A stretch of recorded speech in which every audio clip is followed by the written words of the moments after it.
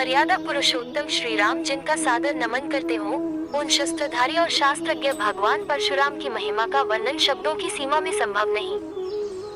वे योग, वेद और नीति में निष्णात थे, तंत्र कर्म तथा ब्रह्मास्त्र समेत विभिन्न दिव्यास्त्रों के संचालन में भी पारंगत थे, यानी जीवन और अध्यात्म की हर विधा के महारथी।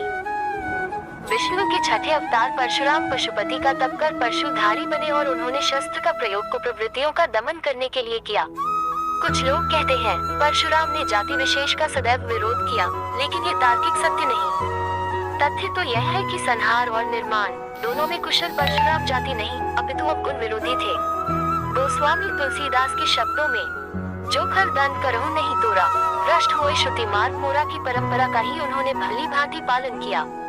परशुराम ने ऋषियों के सम्मान की पुनर्स्थापना के लिए शस्त्र उठाए।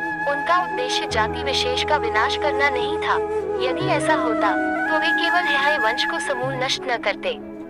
जनक, दशरथ आदि राजाओं का उन्होंने समुचित सम्मान किया।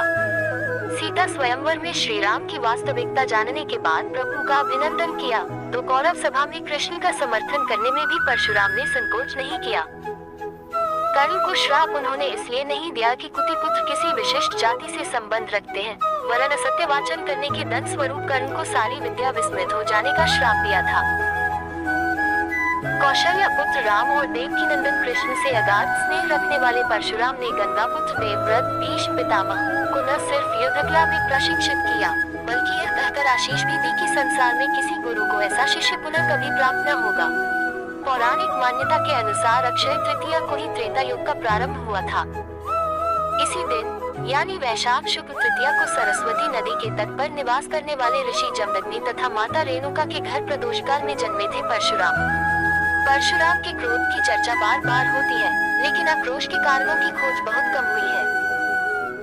परशुराम ने प्रतिकार स्वरूप हयवंश के कार्तवीर्य अर्जुन की वंश मेल का 21 बार विनाश किया था, क्योंकि कामधेनु गाय का हरण करने के लिए अर्जुन पुत्रों ने ऋषि जमदग्नि की हत्या कर दी थी। भगवान दत्तात्रेय की कृपा से 1000 भुजाएं प्राप्त करने वाला कार्तवीर्य अर्जुन ब्रह्म से लबालब भरा था। उसके लिए विप्रवत जैसे खेल था, जिसका दंड परशुराम ने उसे दिया। ग्रंथों में ये भी वर्णित है कि सहस्त्रबाहु ने परशुराम के कुल का 21 बार अपमान किया था। परशुराम के लिए पिता की हत्या का समाचार प्रलयातीत था। उनके लिए ऋषि जमदग्नि केवल पिता ही नहीं, ईश्वर भी थे। इतिहास प्रमाण है कि परशुराम ने गंधर्वों के राजा चित्ररथ पर आकर्षित हुई मां रेणुका का पिता का आदेश मिलने पर वध कर दिया था। जमदग्नि ने पितृ आज्ञा का विरोध कर रहे पुत्रों रुक्मान, सुखिन, वसु तथा विश्वानस को जड़ होने का श्राप दिया, लेकिन बाद में परशुराम के अनुरोध पर उन्होंने दयावश पत्नी और पुत्रों को पुनर्जीवित कर दिया। पशुपति भक्त परशुराम ने श्री राम पर भी क्रोध इसलिए व्यक्त किया क्योंकि अयोध्या नरेश ने शिव धनुष तोड़ दिया था। वाल्मीकि रामायण के बालकांड में संदर्भ है कि भगवान परशुराम ने वैष्णव धनुष पर शर संधान करने के लिए श्री राम को कहा। जब वे इसमें सफल हुए, तब परशुराम ने भी समझ लिया कि विष्णु ने श्री राम स्वरूप धारण किया है।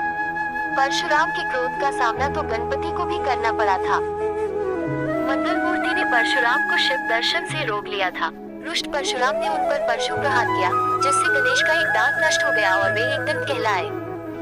अश्वत्थामा, हनुमान और विभीषण की भांति प्रभु स्वरूप परशुराम के संबंध में भी यह बात मानी जाती है कि वे चिरंजीवी हैं।